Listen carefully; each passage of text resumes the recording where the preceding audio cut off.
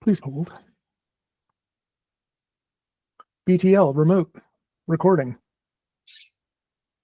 All right. Good afternoon, good morning, or good evening. Welcome to the Blurring the Lines podcast. This is episode number 232. And I am your host, Adam Bell. And joining me as always is my excellent co-host, Peter Nikolaidis. How you doing, Peter? You raised the bar today. Now I have to be excellent. Get to be excellent. Well, I mean, we were subpar last time, so we'll be excellent this time. Fair enough. Yeah. I did just sluck on a cough drop right now, just FYI, because as I was saying before we started recording, I was sitting outside on the back deck because it's actually beautiful. We had a heat wave, the heat dome came across Boston a couple of days ago, and it was 103 here for a day. And I did go running that day. Oh, you were up for punishment. Well, I went early. I left at like 7:30 in the morning, so I was out before it got up to 90. It was only in the 80s, so yeah, that was fun. But I did a little over 7 miles 2 days in a row.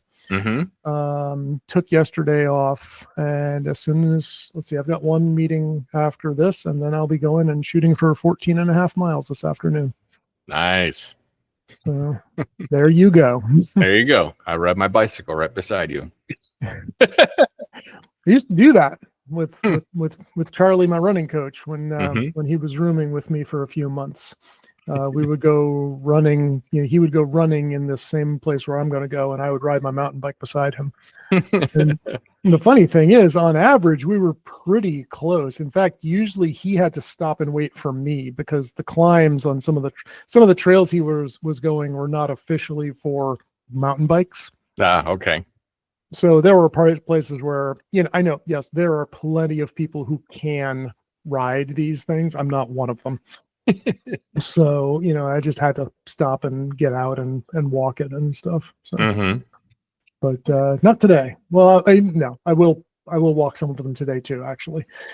So because I am an ultra runner, and ultra running is one part running, one part walking, and one part eating. There you go. You got to do them, a couple of them at the same time. Sometimes, yes. But not all three. Not all three. No. And defecating at some point. I don't do that while we're running. While you're doing any of those three. No. No. Nope. Not at the same time. Maybe while vomiting, perhaps. Yeah. Keep going. Okay. Keep going. I got this. So fitness updates. I got a couple questions for you there. So this week, I'm going to Mexico. I lead a trip there for 10 days, and I'm not hurt right now, and I didn't want to get hurt, so I didn't go to CrossFit the week leading up to Mexico, just because I don't need to strain something before, because it's a physically demanding trip. I'm going to be working the whole time. I'm going to be walking the whole time. I'm in charge. People are looking at me for responsibility. I need to not be injured. So it's probably a weenie way, but I didn't do any CrossFit this week. But what I did do was I did high intensity workouts on YouTube. And there's a number of men and women that have those workouts. And I aimed for really between 10 and 12 minute workouts, enough to really get something done, but not a 30-minute marathon workout. And so that worked out pretty good. I actually feel pretty good this week, and I didn't hurt anything. Your workout worked out. My workout worked out. I like when workouts work out. But I'm also nursing my knee injury. And so I was being real careful not to agitate that. So everything I did it very intentionally, like lunges. Yeah. Like some of them were like jumping lunges. I'm like, okay, I'm going to do a gentle jumping lunge. Now, it makes me wonder, should we not always be training like that? Not to get injured, you mean? Yeah. Well, in a methodical, well, I mean, it's going to have repercussions, right? yes. It's hard to go all out, but I'm just wondering, like, when shouldn't we do that? You I know, think, yeah, competing, racing, maybe. You know, yeah. I think competing is about the only time when you would go all out, and I think it has to matter. bingo. Not just competing, but it's competing and it matters. Like if you and I were racing to be the number one in all of the earth, you know, we're both going to go all out. Yes. But if you're like, well, this time I'm going to beat my personal time, I'm like, hey, so am I. Okay, we both win. Perfect. Yeah, I mean, but that's the thing. Is you have to choose, like, when are you competing? When does it make sense to be competing and going all out? And your average training run should not do that, or training whatever. Mm-hmm. My Krav Maga instructor used to make a big deal about that, during training. It's like, control, focus, right? You're not just wailing on everybody as hard as you can. You're trying to learn precision and accuracy and endurance, building that muscle memory. So similarly, I've been a little disappointed that my speeds don't feel like what they used to be. Just a couple years ago. But I'm also paying more attention to things like heart rate and deliberately going more slowly. So I'm like, okay. But, my best friend just went out and did, a sub 1 hour, a 59-minute 10K yesterday. Oh, nice. I don't remember the last time I did that. I think it was 2022, maybe probably 2022, because I could do it. But that was before I paid any attention. I was just, my strategy was just run hard. Yeah. And that's what I did. I just ran hard, didn't pay any attention to keeping my heart rate down or up or left, right, or whatever. I just run hard. That's all I would do. So now I don't generally do that unless it's a speed day. And honestly, between you, me, and our listeners, I don't have a ton of speed days in my workouts. Every now and then, like if I go meet with a running group, like on a Monday night or a Wednesday night, and I'm towards the beginning of the pack and they're moving pretty quickly, that might turn into my speed day. Yeah. Just keeping up with them. And for me, that's in like, in the 9s, 8s on a really, really fast mile. Yeah. But then like the 9:30s or so, that's speedy for me. Because when I'm doing, like, my goal when I'm doing my long runs or my tall, mountains and hills and stuff is 4 miles per hour. If I can beat 4 miles per hour, I'm good. Generally, because that's the cutoff for most of my races. Okay. That's a 15-minute mile. That's not very fast. No. Yeah. So there you go. Yeah. Well, in all fairness, when I'm by myself, I don't go nearly as hard as if you and I were going. And I'm not talking about dangerous. I mean, we're not talking about like getting out of control where you're losing form, losing whatever. But I generally do perform a little bit better when others are around me, kind of holding me accountable, because I like to aim for 70%. Like if I get done with a run and I don't have any of that feeling, like that lightness in your lungs to where you were breathing hard, you were getting a lot of air, a lot of in and out. If I don't feel like I did that, I'm like, oh, I really didn't run as hard as I should have. But I'm not running like you are, where you were, 13, 14 miles, where you've got to track heart rate and all that stuff. Right. Yeah. It's different when I run with somebody, like I remember one of the last times I ran with Coach Charlie. He wanted to just go out and just do a recovery run. That's supposed to be like, maybe zone 2, low zone 2, real low. And we did like 7 minutes. The first mile was 7 something, and the average was like 7:55 or something for like a 5K or 4 miles or something like that.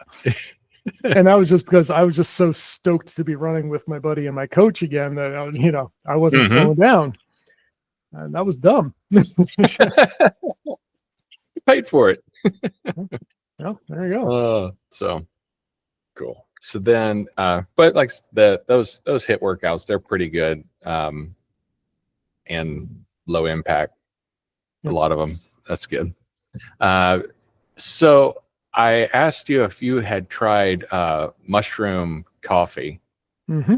and you said you had the Formatic or Formatic.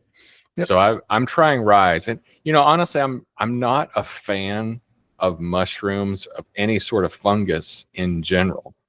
I mean, things like penicillin I know are good, but for the most part, I don't know. I just have this. I wouldn't say a phobia. I mean, it's just like an aversion to anything fungus. Like I eat mushrooms on my pizza. I like mushrooms. I mean, but they're pretty benign. But when you start talking about, and I do like portobello mushrooms. I mean, most culinary, regular, mainstream mushrooms, I kind of like those. But when you start talking about other weird mushrooms and we're going to brew it and drink it, that just makes me think I'm, going to go, what kind of strange trip are we going to be on?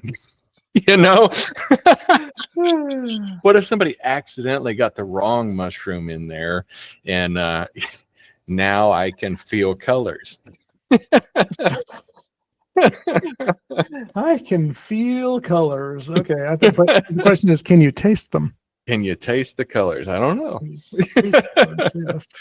So I do like mushrooms. I eat mushrooms, portobellos especially. Mm-hmm. I also take cordyceps for energy. Okay. And I just started doing that again. I took a little bit of a lull, but I do remember in 2022 when I was training for my first ultra, it was hot like it had been in that heat wave. It was like really, really super hot, bad hot. Mm-hmm. And I was out there for hours at a time in 90 plus degree, heat and humidity. Mm-hmm. And I was running, it wasn't pleasant, but I had the energy. I was getting up early, going out and doing my runs and stuff. So the only thing that really significantly changed at the time was I started eating cordyceps every morning. Mm-hmm. So I've started doing that again now. I'm experimenting. I used to do them in a little tincture, capsule, a little squirt with a dropper. And then I also had the little capsules, and now I'm trying their chewable gummies for the first time.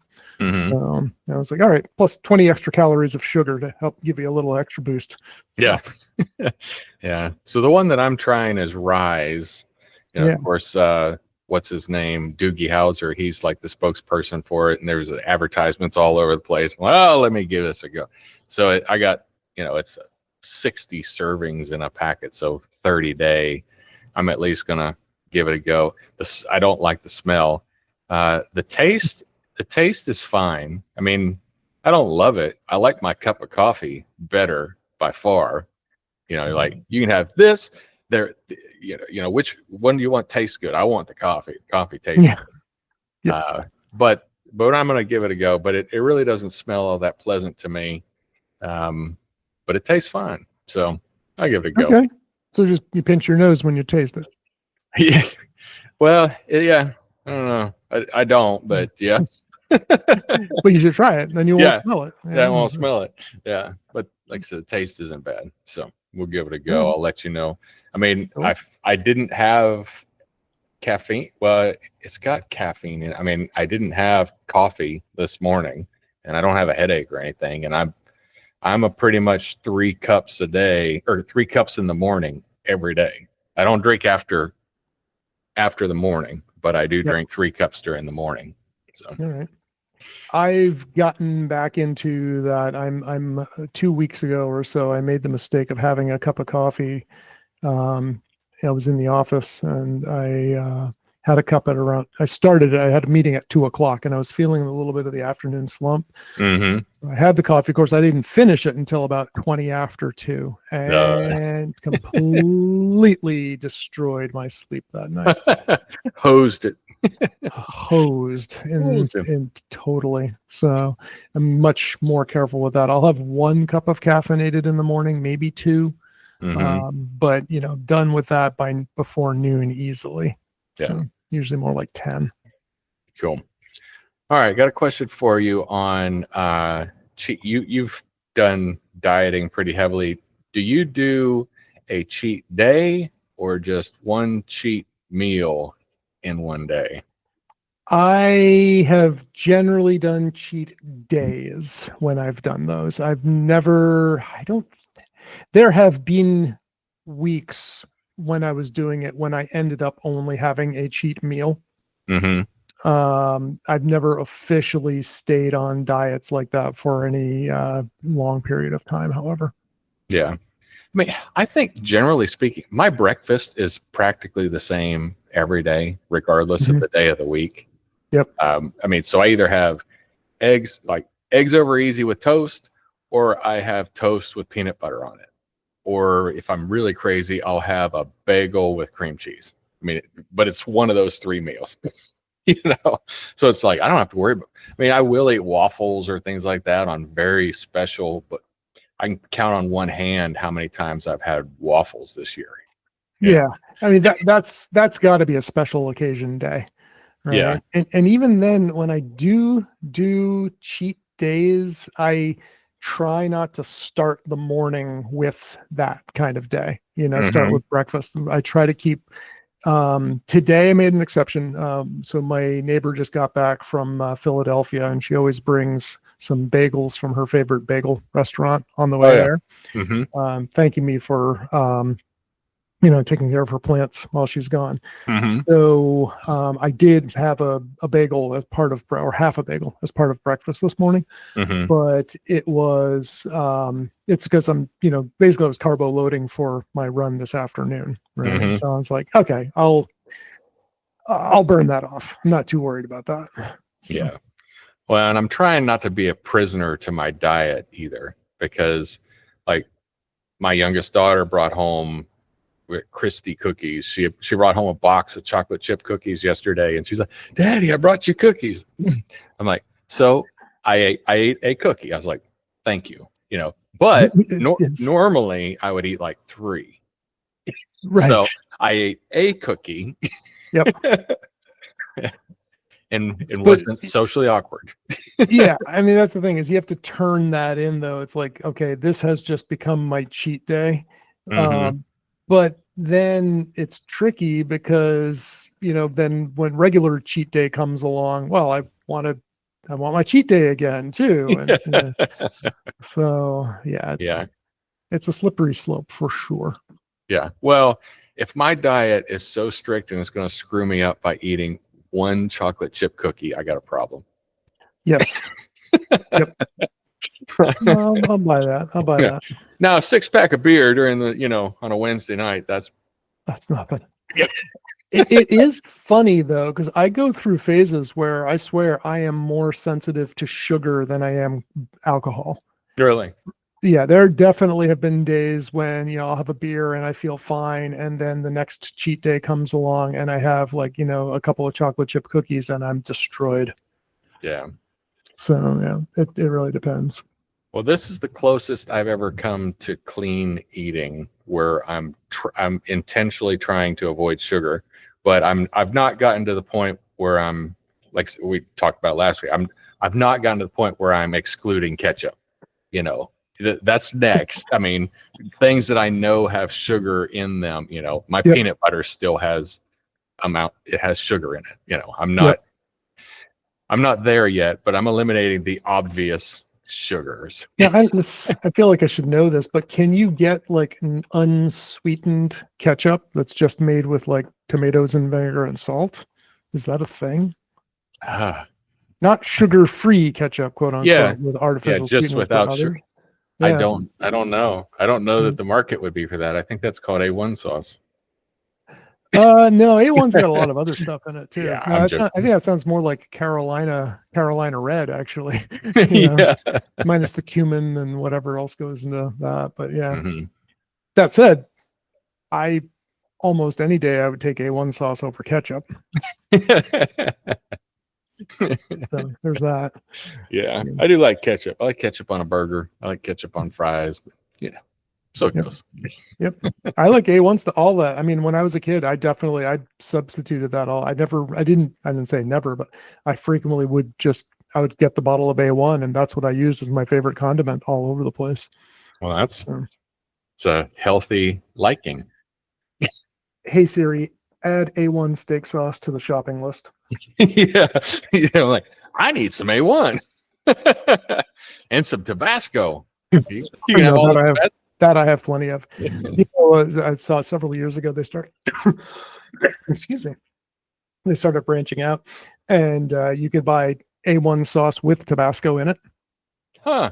Yeah, they merged the two. I guess are they both Heinz products or whatever? They must be, but you could buy it like A1 with Tabasco in a single bottle.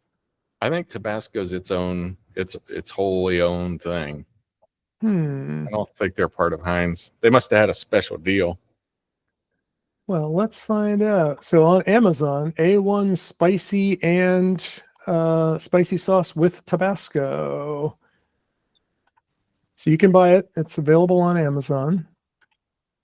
The brand. Oh no, it's not available. It is currently out of stock. It says. So yeah. I wonder if that was a limited. And I'm assuming A1 is Heinz, right? I'm not sure about that. Tabasco is made by McKinley Company. McKinley and Company, yes. Yeah, on Avery Island in Louisiana. Yep. And okay, so yes, and A1 is indeed Heinz. Yep. So there you go. Yeah, so that's an interesting.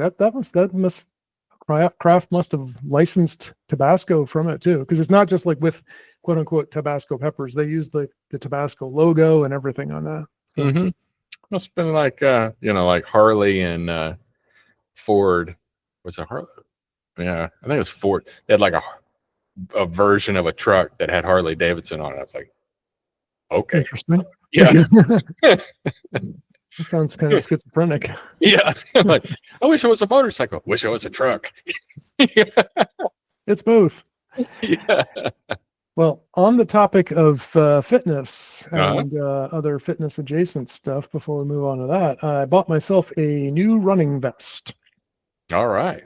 What does it have and do? It's the Salomon ADV, I assume short for advanced, but ADV Skin 12.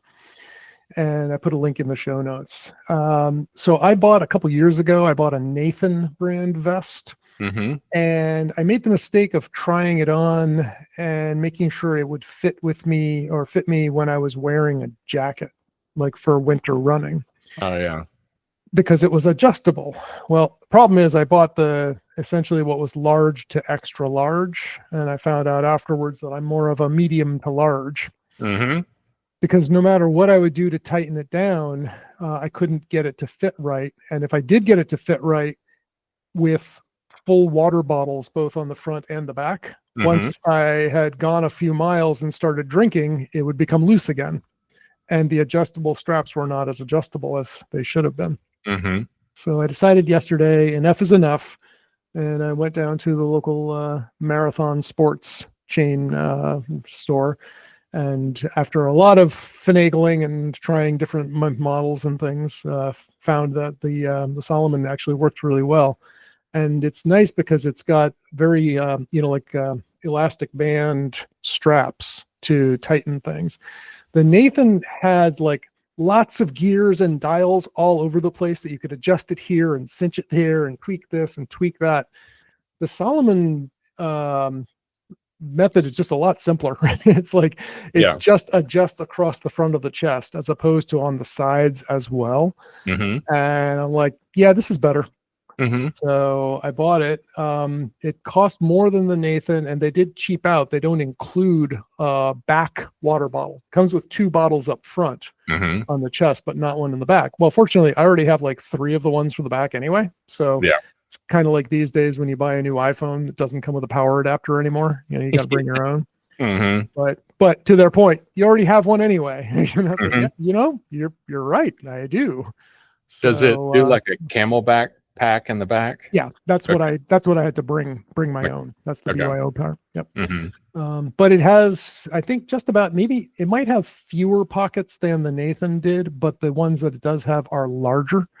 So I Mm-hmm. can easily unzip and just throw my phone into one on one side, with near the low ribs, and throw my my AirPods case in the other side. Whereas with the Nathan, I had to be a lot more careful placing things in. Okay, making sure the phone's tucked in well and cinch it so it doesn't come out and bounce when I'm running. Oh Here, yeah, it's just more carefree, So I was like, that's better, because I don't want to be thinking about this kind of crap when I'm out running. I just want to be able to run, and Mm-hmm. So I'll be taking it out on its maiden voyage after we record this show today. So I'll let you know Nice. how that goes. Yeah. So would you consider yourself a backpack or bag dude? I love a good backpack. I have several. I have too many backpacks, and that is part of. I guess that's part of the hoarding gene that was passed on. It's not quite recessive. It's been muted a little bit from what my parents passed on to me. Mm-hmm. But when I'm given a really nice backpack that's worth like $100 or more, it's like it's hard for me to let go of it. So I have one from the 2017 Splunk conference, which has a full night of clothes and a toothbrush at my place in Vermont. Yeah. I have another one here from a previous job that I still use for everything, because I can comfortably fit 2 laptops and an iPad and all the cables and charging accessories, and have a lot more space, and a full 36-ounce water bottle and a 18-ounce water bottle in this bag. Now, when I do that, I feel like I'm at High Rocks, competing with the giant rucking, Uh-huh. because it's super heavy. But I also have another one from my newer job, which has space for, a laptop and accessories, but it's also a really nice one. Yeah. And I have another one that was a gift from a vendor. So I've got way more than I need. So what I try to do is purpose built them, and just like stack them full of like, okay, this is everything I need when I travel abroad. I take this big one with all the stuff, and when I'm just going back and forth to a client or to the office, I just take this one. And Yeah. I'm the same way. A good bag, a good purpose built bag is a weakness for me, because I've got, when I travel, I've got this Kelty, and it's got all kinds of pockets all over the place. I've got water bottles, umbrellas, I've got my Band-Aid kits, playing cards. I've got all the things that as a traveler I need, or well, I may potentially need. I may or may not need. But if I get stuck in an airport, I'm like, I've got an extra pair of clothes in here. I've got toilet paper. I've got, all the survival things. But then, so like when I went to the Bahamas, I've got a Yeti, 27-liter, fully waterproof backpack. So I can get all my junk all inside. And if it's pouring down rain there, I just lollygag right on in. Everything in my bag is dry. Get on the boat, all my stuff is dry. And but I don't like carrying that bag all the time, because it's big, So Yes. then, and right before I went fly fishing, I went and bought this Sims chest waiter. So it's got pocket here. It's got 2 sets of pockets, and then it's got a place for your water bottle, so you could wade and you're fly fishing, and you don't have to dig in your pockets for your tools or whatever. They're just right here on your chest. And it's like, and of course I've got my Camelback for hiking. If I'm going to go hike, we hike mountains here, like up to Mount LeConte or whatever. And, I can get my pistol in there, as well as everything I need plus water. And I can tarp my waterproof jacket on top of that. But I'm light. I'm completely light, kind of like the your running vest, but like for hiking, it's really small. So now I've got a closet full of backpacks now. You need this. I was to say, you need your backpack closet. Yeah. Well, and then like when I go to Mexico, I don't want my big Kelty for my day to day, but I have to have a bag for day to day stuff. So I carry a backpack with me for my day-to-day stuff. Yes, it's ridiculous. Yep. Everyone to each their own. I guess it's the male equivalent of a purse. Pretty much. Mega sized purse. Yeah. So what else is happening? Well, let's see. We already touched on running. I'll probably go into this more detail on the next episode of Friends with Brews, but I did just throw iOS beta 26 onto my second iPhone. Okay. So far so good. It's working fine. No, I've knock on wood, haven't noticed any problems. I've definitely noticed problems, usability issues, etc. on iPad OS in the latest beta. But I'm trying out some of the new features and they're pretty cool. On iPad OS, the multitasking is definitely better. I like that. But so far I'm mostly just seeing like UI enhancements, the new liquid glass on the iPad. Sorry, on the iPhone, and they've changed the AirPlay interface a little bit, so it seems a little bit cleaner. And also, knock on wood, it's really early. I've only had it out for like an hour, but it seemed a little more reliable. So if that holds out, that would be a win. Like I have long been a proponent of just like service packs or bug fixes, even like Mac OS, was it I think it was 10.6, which was Jaguar, or Snow Leopard, which was really just Leopard with a bunch of bug fixes and I think like one new feature or something. And I was like, yeah, it's okay to do that, guys. You don't even need to make a big release out of it. Just patch it. Fix the freaking bugs. Just fix crap. So but no, people don't want to pay for bug fixes. I'm like, no, but maybe they would pay for stuff that doesn't suck to begin with. So. Yeah. If it is a patch or a bug fix, I mean, isn't that really shouldn't they do that anyway? Isn't that the right thing to do? Yeah, but tell that to private equity and companies that are just in to make a buck. Like, well, what are we going to do? They're like, well, we'll get new business if we have new features. So. Okay, all right, whatever. They're probably not wrong, but still. Yeah. Brother. Yeah. So what else is new? We talked about what was the Netflix show that we talked about? Oh, Andor. Yes. Oh, that's Disney. Yeah, you're right. That's Disney. So we talked about Andor. You and I talked offline about Andor. It kind of was a slow start, but it had to, because it's a political. This series is very political and it's very intricate, and you got to pay attention. And we've had to watch the recap every time just to make sure that we're not missing the subtleties. Yes. and so it's getting really good. We're on episode. We just finished episode 9, and there's 12. So we've got way ahead of me. Yeah. Or we just finished 8 because we've got 3 left. So 9. So 10, 11, 12 to finish. And it's gotten really good. What I like is when you get the ghosts of Star Wars coming, like when the music starts slightly hinting at like dun, dun, dun, dun, dun. You mean the Luke Skywalker theme? Yeah. Well, just that. Well, that whole there's so much Star Wars music, but yeah, you start getting hints of it. So yeah, it's going well. I think I like the first series. I like what I like about him is he's just action driven. You tell him to do something, he's got a mission, he's going to do it, and it's cold and it's done. Kind of like James Bond. Yeah. I've been listening to Diamonds Are Forever reading that on the audiobook.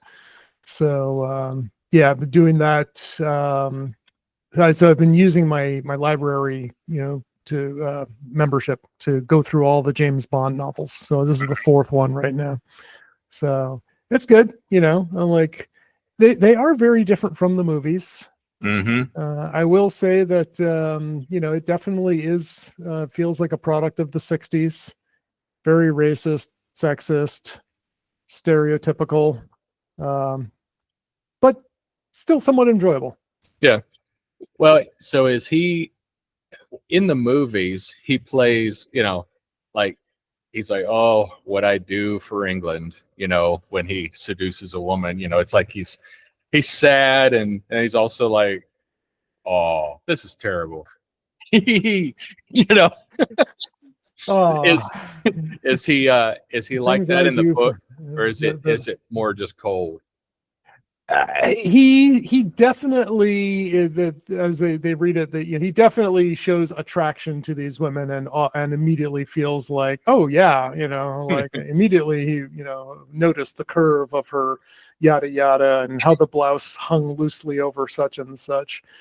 But I think what's funny though is what I notice more is the author spends a lot of time describing the meals that he has and the lavish hotels and resorts that he's in.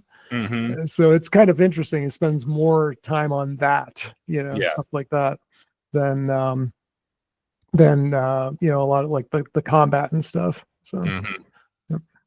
Yeah, I wouldn't be able to be a good spy. I just, it's not like what we see on TV. It's not like James Bond where the bad guy's clearly evil and, where easy to tell. Yeah, it's finding people who are like peers and then befriending them and appearing to be their friend and talking, essentially lying, a lot of lying, not just, hey, I need to get this secret from Peter. No, first, step one is I have to become Peter's friend and get him to trust me.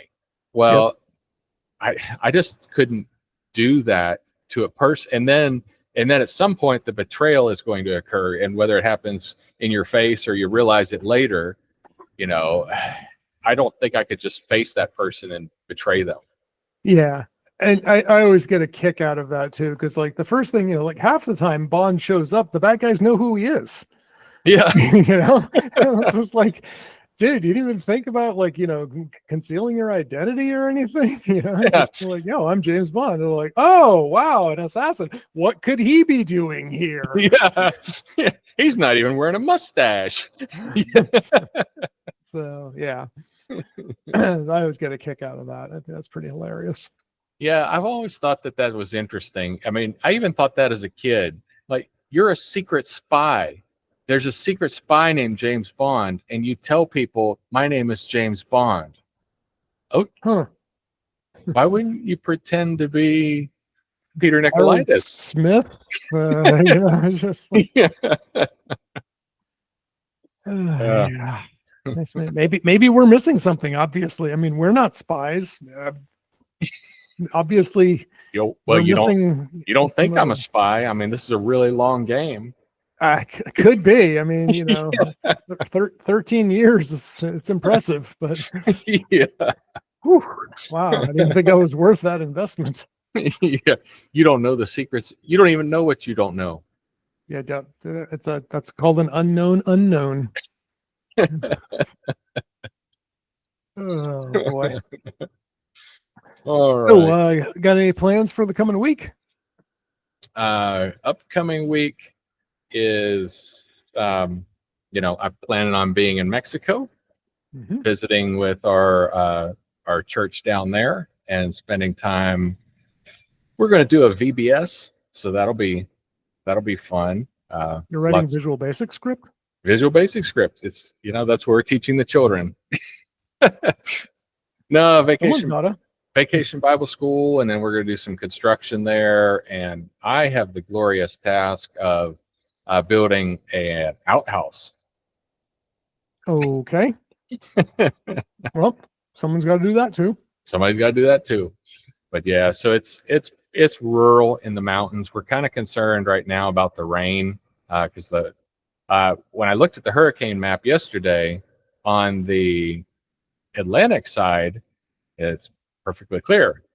On the Pacific side, there's a hurricane running right up along there. It's not over Mexico, it's over the ocean. But as you know, those clouds swirl out from there. They move. Yeah, they don't just stay there on that one side that they're on. Yeah. No, they don't just rain in their little border. They rain all over the place. So Yep. So yeah, so that'll be fun. But we'll get wet. And we're getting a little bit wet here right now. I don't know if you can hear the thunder. No, your noise suppression seems to be suppressing that noise. Perfect. Yeah. So that's what I've got ahead of me. So some world traveling, and we'll be back. It's a short trip. It's only 10 days. So back before I know it. That's cool. Well, I'll be up in Vermont for the weekend, the July 4th weekend anyway, next weekend. And probably take an extra day or so there. That'll be fun. Just hanging out at the place, even though it's not complete yet. It's nice being out, out closer to nature. Yeah. For a while. And then talking with my my real estate agent. So I've listed I have new tenants, or my existing tenants will be moving out of my rental come August. And so I'll be relisting that, or have already relisted that, looking for new tenants. That's right. I've got an open house this weekend. I totally forgot about that. So there's that. But then I'm toying with the idea of doing a short-term rental of my main residence for maybe a few months, doing like a 3-month term or something, like a travel nurse or some other situation, leaving it furnished, and considering heading south of the border for a little while myself. We still need to get you into fishing so that we could fish together. Yeah, it's going to take some time, but okay, we can talk about that. Fly fishing, it's gentleman's fishing. This has to be a cheat day, and I can just sit on the boat and drink beer with you. So anyway, but yeah, as we have been discussing, I'm seriously looking at Belize right now. Coincidentally, Belize was in the top 10 of some dude's YouTube travel channel of top 10 places for expats to retire to. Yeah. Along with a lot of the usual suspects, Costa Rica, Thailand, I think, was number 1. Uruguay, you don't hear that name as much, but apparently very stable, very affordable. I think that was actually higher on the list than Belize was. What about Ecuador? I don't remember. I'm trying to think. Portugal, I'm pretty sure, was on the list. And again, now these are retirement targets, right? Yeah. So, but I figured, well, if you can, and the main reason is because most of these countries all have special benefits for Americans on fixed incomes. Yeah.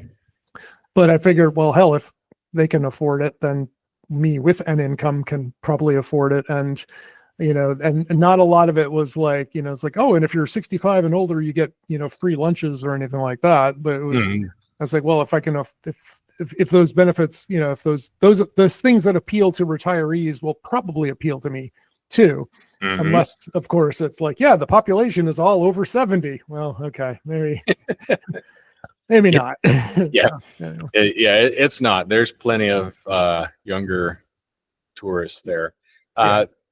Well, so what Belize does is, if you are a retiree and you want to be an expat there, that you can do this one time and only once. You can bring a huge number of things into the country that normally you would be taxed heavily on. You can bring a car, you can bring a boat, you can bring all these big ticket items with you to Belize to your house, and of course it has to stay there. It can't leave. You're moving to it. You're repatriating, or Yeah. not that you're immigrating. Yeah, you're immigrating. But otherwise, you would have to pay huge taxes on those. Right. And so, like, if you were to bring a boat in, if you brought in you got a $30,000 boat, it's almost like $15,000 in taxes to bring that boat in, or not more. Yep. You get to buy your boat all over again, where Right. they let you bring it in for tax free, which is pretty cool. I mean, at that point, doesn't it make sense to sell your boat here and buy a new one down there? It if you couldn't do that. If you couldn't do that. Yeah, if you couldn't do that. Well, Americans, I don't know if you know this, but we can be stiff-necked and opinionated about what we want. I don't know if you know that. I had no idea. No idea. So the boat that you have in the United States, you very well may not be able to find it in Belize the way that you want it. Now, Belize has come a long way. Americans decide what type of boat they like. They don't consider the type of waters that they're going to be in. So certain boats are better for certain waters, and one of them in Belize, the most common boat there, in a lot of tropical areas as well, is a panga. So a panga is a V-hulled boat, and it's those ones at the front of the boat. It's got like this big hole, open section if you see them without it, but it's got a big front end that cuts through the water, and it's really good for getting through waves because Belize is on the reef, so it's a barrier reef. So that means that the waves can get pretty big along the barrier reef. So you need a boat that'll cut through. So if you got a really shallow hull, you're going up in the air, bang down, up in the air, bang down. Where with that panga, you cut right through it. So some people are like, well, I don't want a stinking panga. I want my whatever type of boat. Well, pangas are what they have, and they're a very efficient boat. I mean, you adjust to the environment. So. Okay. All right. Yeah, I don't see myself buying a panga anytime soon, but you never know. You might fall in love with it. I may become an opinionated American when it comes to boats. Yeah, so you may get down there and decide, hey, I would like to ride in a boat. Before you know it, I want to own a boat. I want my own boat. Yeah. Yeah. It's like, I would like to drink a beer. I would brew my own beer like that. Yeah, kind of like that. Okay, cool. Make sure I understand how these things work. Yeah. And Belican beer is the local beer. Belican. Mm-hmm. Okay. Made right there beside the airport. When you get to the airport, you can see the Belican. I don't know if it's made there, if that's just a distribution point. Okay. All right. Cool. Good to know. Mm-hmm. Well, I'll obviously stay tuned to this channel for updates on that. And on that note, should we talk about wrapping it up? I don't know about you. I do have another call for work coming up next. So I do as well. Well, listener, if you want to find us, you already know how to, but I'll tell you again, we're at blurringthelinespodcast.com. You can find Adam at rrlavenderfarm.com, and remind me of your socials. It is 1, 2, 3, 4, 5, 6, 7, 8, 9. Wait, that's your password? What's my? Oh, I thought you wanted my social security number. No, social media. Oh, I don't have any. Okay, I just have the rrlavenderfarm.com. He's just at rrlavenderfarm.com. I mean, if you know Adam, you can probably find him on Facebook and LinkedIn and those other boring things, right? Yeah. And if you want to find me, it's at pn72.com. That's the easiest way to find me. But seriously, blurringthelinespodcast.com. You've got links to all of us. You've got links to all the shows. You can see the video version of this on YouTube. We've got years of episodes, 250 some odd, and in fact, of archives, and links to where to find us. And you can send us feedback We're not getting a ton of that these days. We're getting a lot of spam. Yeah, You know, a lot of spam. that much we get. But if you want to send us some real feedback, ideas for the show, or hey, you might even want to come on the show and debate us about something, you know, whatever. Sure, bring it on. But with that, I think it's time that we push the big red button. Yes. Stop. Also stop taking notes, recording. Stop. I've got a copy if you need it.